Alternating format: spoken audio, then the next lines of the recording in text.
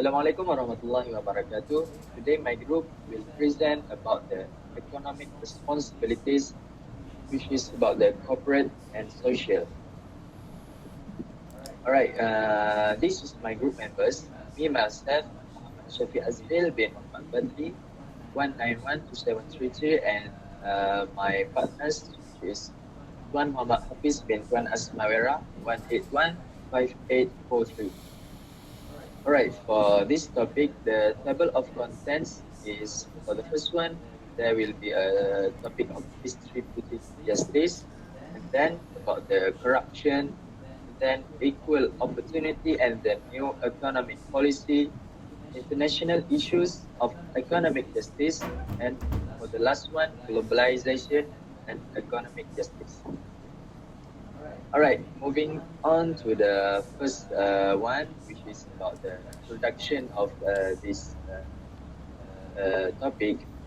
So about the economics, as we know, nowadays there are natural catastrophes such as the flood, landslide, and also COVID-19 and global warming, which is be considered as major environmental and socio-economic challenges nowadays. So, due to these obstacles, a more sustainable development model is required to make, because these natural catastrophes eventually bring big impacts on the sector of the countries, especially economically. So this demands everyone's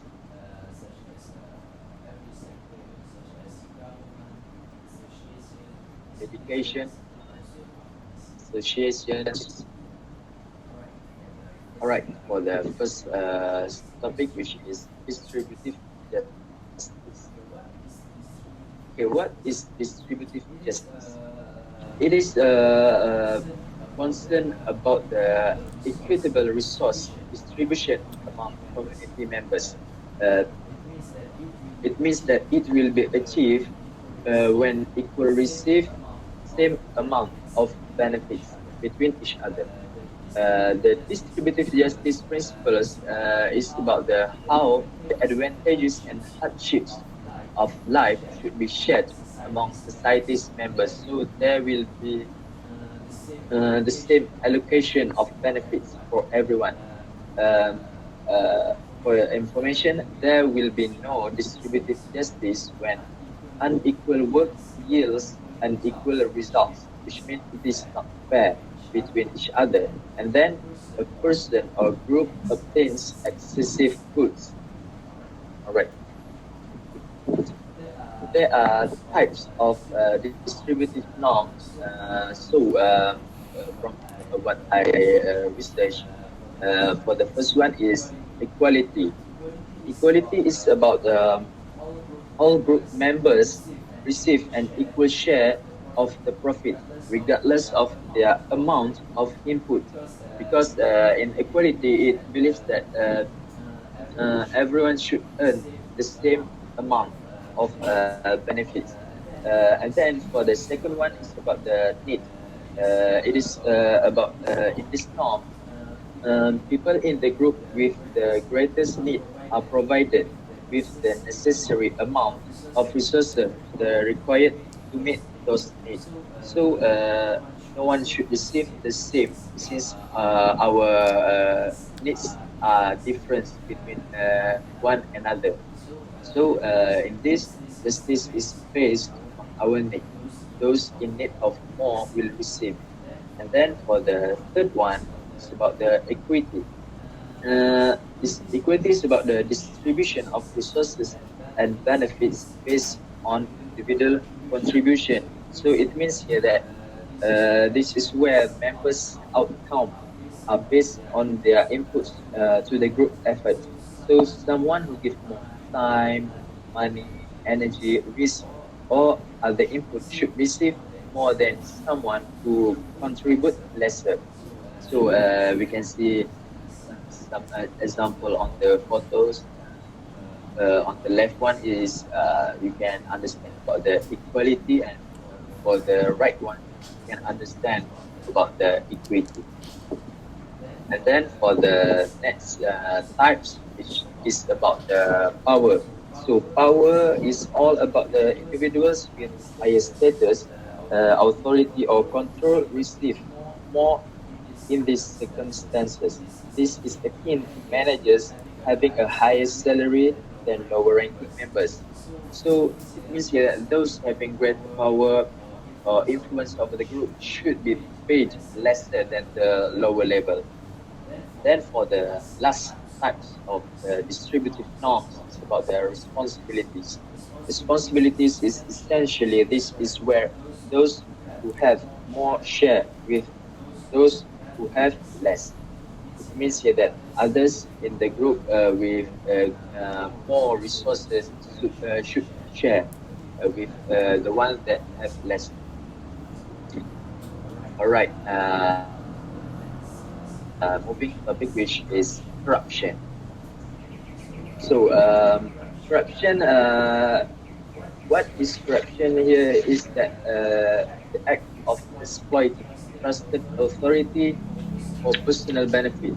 Corruption has been shown to have negative effects on the sector of economy in the country, the sector of law, also the well-being of society as a whole. So it means here that when someone have a power of or influence, they abuse the entrusted power for private gain. And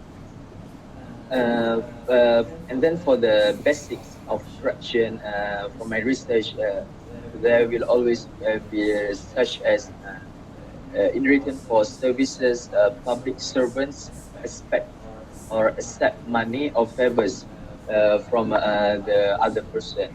And then there are also bribery of government officials by companies to get lucrative contracts in an easier way. So they just use money to get good contracts for their business. And then corruption can happen anywhere. It means that it can happen in business, government, court, media, and even education and also sports. And then corruption can also involve anyone, which are politicians, government officials, public servants, and also businessmen. For the third one is corruption also can happen in the shadows. It often with the help of professional enablers such as bankers, lawyers, accountants, that allow corruption schemes to flourish and the corrupt to launder and hide their illicit wealth. And then corruption is actually adapts. It means here that to different contexts and changing circumstances, it can evolve in response to the change in rules, legislations, and also technology. All right, these are the example of corruption. For the first one is about the example that I gave before about the bribery. It means that gifts and favors that are misused to obtain personal advantage. And then there is embezzlement. It is about an unlawful takeover of finances or assets by someone having access to them. And then for the third one is influence peddling. It is about the illicit use of one's position in government or contract with high-ranking officials. And then there are extortion. It is about the practice of obtaining something, especially money, to something such as force, also threats. Right, this is one of the example that I got from the internet. It happens in Malaysia, actually in 2019. Iklang. It is about the Malaysian Anti-Corruption Commission, SPRM, obtained a remand order against three district Islamic religious enforcement officers, which also known as PAID in Selangor, in a connection with corruption case amounting to 600 ringgit Malaysia to close Khalwat case. So we can relate here with the example of the corruption that I give before. Then it involves the element of influence peddling and also elements of bribery. So you can see here from the statistics, so it comes from the one that such as public servants and also someone who has more power. And then this is the causes of corruption, which is political and economic environment, professional ethics and legislation. And for the third one, it's about habits, customs, tradition, and demography. Sometimes the causes of corruption is happen because the higher level of market and political monopolization, low economic freedom that we can relate it to political, and then higher levels of bureaucracy and inefficient administrative structures that we can relate with professional ethics and legislation. Then it is about because of greed of money and desires and low levels of democracy, weak civil participation, and low political transparency. So from the causes we can see here right now the impact of corruption, which is from the sector of economy. It can eventually hinders the growth of a country to be more developed because there are many corruption that happens. So resources are not distributed in a fair way. And then from the political sector, making it less important for the government to carry out the state's public policy and development plans. It is also weakening democratic reform, which harms the stability of the country. And then from the social sector, the corruption will make the social structures break down because there are too many unfair resources distributed. So there will be breakdown everywhere in the social community. And that undermines the security of the country and also social labor. And then moving on to the next subtopic, which is equal opportunity and also the new economic policy. So what is equal opportunities actually? It is a state of fairness in which individuals are treated similarly without prejudice, preferences, so people ought to be able to compete on equal terms because it gives everyone the same chances for jobs, pay and promotion without favoring certain groups of people. So there are two kinds of equal opportunity that from my research. Well, the first one is about the social equality. So it means from this social equality is about the equivalent treatment of an opportunity for members of different groups within society, regardless of races, gender, age, social class, sexual orientation, or circumstances. And then for the political equality, it is about the extent to which citizens have an equal voice over governmental decisions. Formulation as democracy country, especially. So one of the basic principles in a democracy is the equal consideration of the preferences and also interests to all citizens.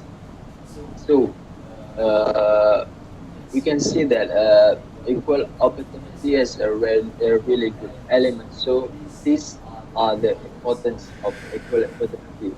So for the first one, it's about the it can produce productivity, which means that people will be more capable of making a social and economic contribution to the community, which contrasts with the subtopic before about the corruption. And then for the second one is about the confidence. With equal opportunity, it will lessen long-term social and economic disadvantage because it consists the elements that will make the country, the economical in the country will be more stable. Alright, that's all from me. Move on to the next presenters.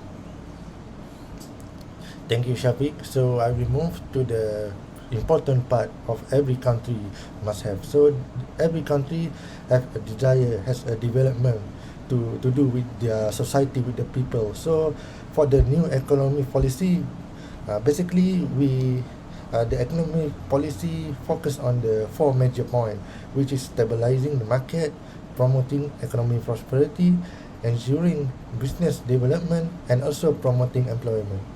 But sometimes some of the country will focus on the militarism activities and also for the nationalization. So next slide. Okay, we go to the Malaysia perspective. So the new economic policy in Malaysia have got changed by every 20 years. So for the first one, implemented by our Prime Minister Tun Abdul Razak. So he established the Dasar Ekonomi Baru, and then the Dasar Pembangunan Nasional established by Tun Dr. Mahathir, and the next part is the Model Ekonomi Baru, which established by Tun Datuk Seri Najib Tun Abdul Razak, and the last one which just implemented 2 years ago by again Prime Minister Prime Minister Tun Dr. Mahathir. So this is the four major component of our new economic policy in Malaysia. So this is an important part, as we can see this all of the economic policy provide a better development, a better sustainability for our society. So next slide. Okay, this is the main focus of our Malaysia new economic policy.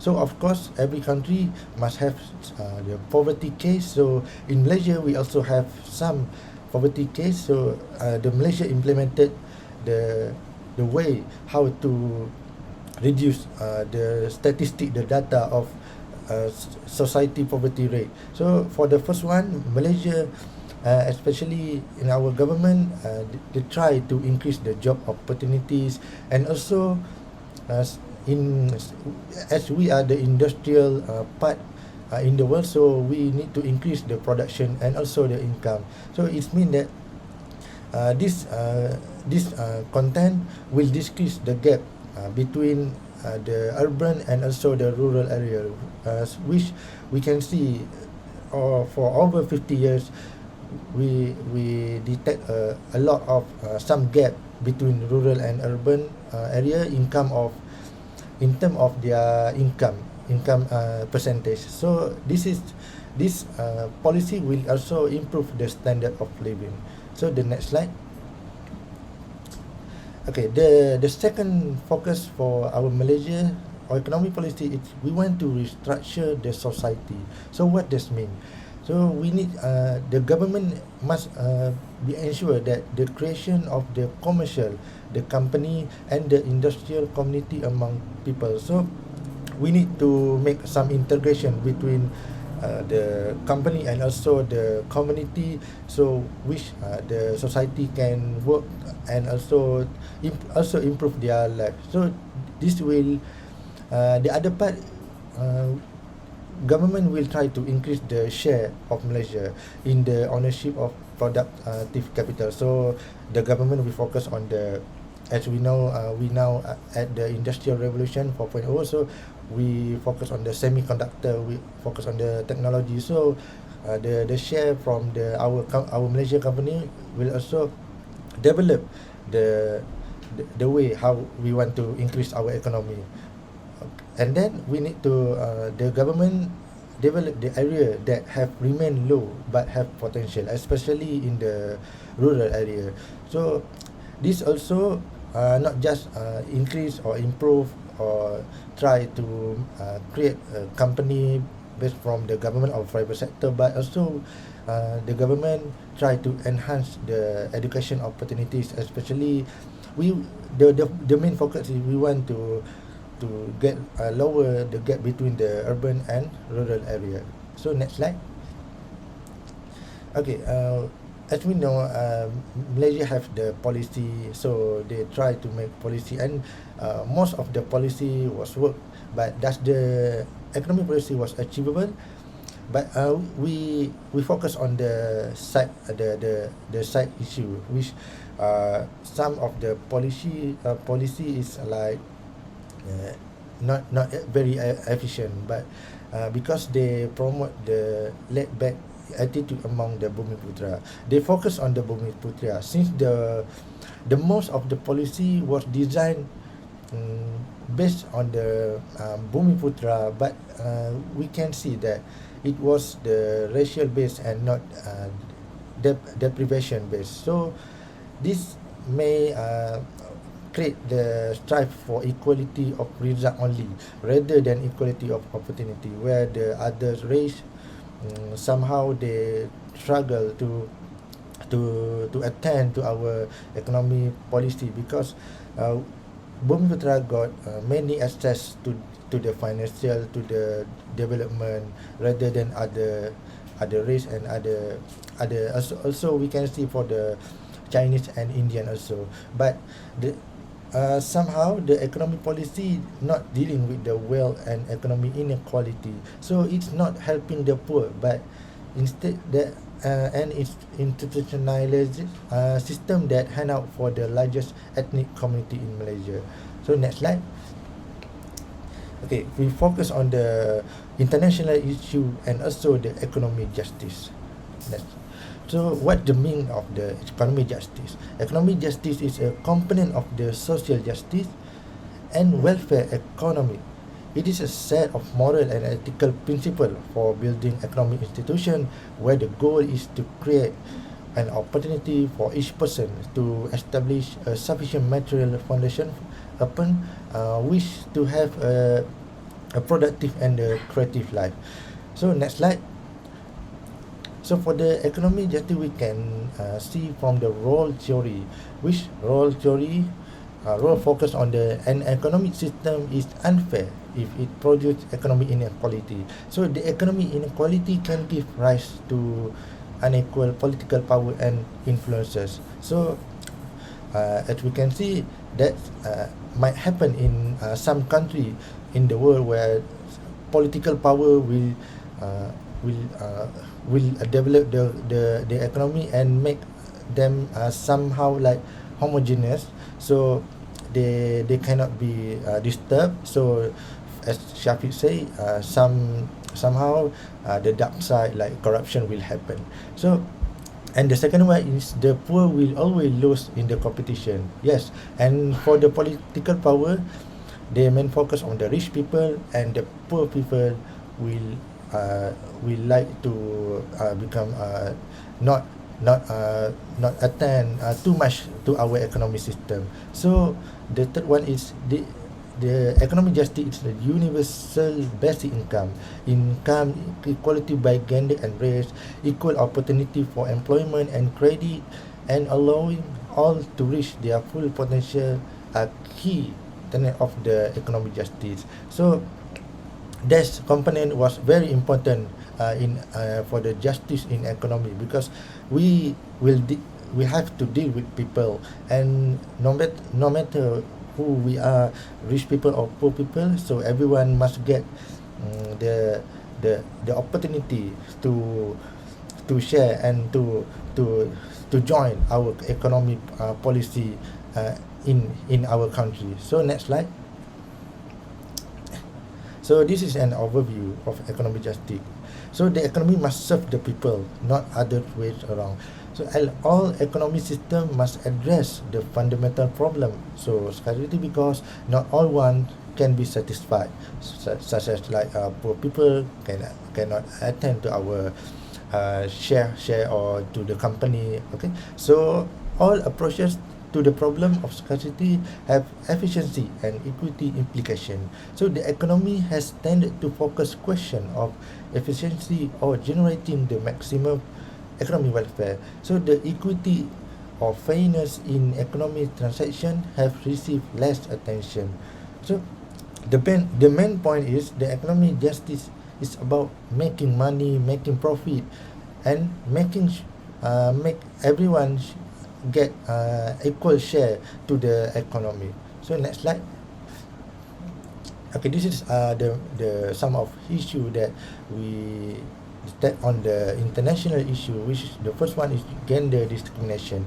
So in this category we can see the example like 15% of the working women say they have received less support from senior leader than a man who was doing the same job. And we go to the American, the median household income for non-Hispanic white American was 800,000, while for non-white was just 600,000 in 23. So example in the Europe, so in 2020 the highest gender gap pay in the European Union was recorded in Latvia. Latvia was the highest by 23.3%, and the lowest in the Europe was the Luxembourg, which only 0.7%. So this is like some discrimination between male and female. So somehow this will affect the economy in some country, because we are in the globalization. So the main focus is try to get equality, or I mean the equity of two genders. Okay, next slide. Okay, for the second one is racial discrimination. So according to the 2019 McKinsey report, the median black families have 10 times less wealth than median white family. So, and also men perceived to be Muslim by employers are up to 4 times less likely to get a job interview than candidates seen as Christian, according to the think tank Institute Montage at the report of the Belfort 2050. So also the racial discrimination between religious or race might happen in our economic system. So we can see the example that's happen yet. But every country already faced with this situation, the racial discrimination. The next slide. And then the third one is the right at the workplace. So the example, so what I can summarize for this one, some people not get too much attention from their boss, like from their leader, especially about their wage, their welfare, and also their job also. Some example, they got so much exercise, so much work. So this happen in some company that might affect the condition, the health of that people. So the next slide. And then the most important issue that happen, but somehow we cannot find some solution to this one, is the poverty. So like I said just now, it's about the human rights. So the poor people, we get less attention to our economy, our society, because the majority was was conquered, was powered by rich people. So because they have money, so they can make some policy and they can influence the government to take some action. And this happened yet for the the people who are not enough money to buy some medical service and clean water, and also the the creation of if he or she want to create a company. So next slide. Okay, we focus for the globalization and also economic justice. So globalization, what the meaning of that? So that's mean the speed up of movement and exchange. So human being, good, labor, worker, service, capital, technology, or cultural, all over the world, they share and they promote to increase the interaction between different region, country around the world. So an increasing integration of economies around the world, such as movement of labor, technology, trade, cooperation, company, become more widely. So that's mean that when we agree to put globalization as our main economic policy, so it means we need to open our market to the investor. So somehow it can lead to the lower price, more employment, higher standard of living, and reduction of the tax. Next slide. So this is the map showing the globalization, which we can see most of the country, all over the country practice the globalization, from the Europe, American, and also including the Asia, China. So it means that they they they like to share their technology, their, like I have mentioned, this is the process of we want to improve more economy influences to our country. So it will increase the economy in country that practice globalization. Next slide. So globalization, also the government hold the power over the country, the economy also, but somehow there are one or two very influences to our globalization, which is the big bank, the bank around the world, and the large corporations such as like Google, Apple, and also the big company. So they control, and but somehow they essentially fund the government, such as we can see in the South Korea. They practice like Samsung, and also the other big company, they fund the government and make the policy suitable for them. So that's happened right now. And then the specialization of good production in most countries has led to advantageous economic factors such as a lower average cost and the lower price for customer. But we can see right now the globalization versus regionalization. So somehow people will fight because we take the example in the European country. Some of the Europe country, they criticize the globalization because somehow the people in that country will not able to get a job, and somehow the price, the wage become maintained, like happen in Europe countries. So we can see the movement of like from globalization to regionalization. So maybe we can detect from the Europe, and also for the other country, because it's about the nationality. So they have desire to defend their right, so especially for the people. Next slide. Okay, for the consequence effect to the globalization. In February 2022, the national employment level of United States stood about 6.27 million unemployment person. So especially for the American, we can see and also in Malaysia, after the COVID-19, some of person does not get the job. And also we move to the nature, which deforestation and uh, the forest degradation account for 70% of the global emission, more than transport. And then by 2030, 60% of the world population will live in the cities, and the affordable housing market could be around 1080 billion a year by 2030. So it will increase the house price and make people somehow like struggle to get the house in future. So next slide.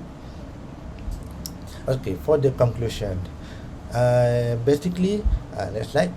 Basically, for the conclusion, we can see based on what SYAFIQ say and me say, the policy of business organization should not focus on the profit, but also need to implement corporate social responsible (CSR) for social well-being. So globalization has allowing cultural exchange. It also homogenizes the world's cultures. So universal basic income, income equality by gender and race, equal opportunity for employment and credit are all part of the economic justice.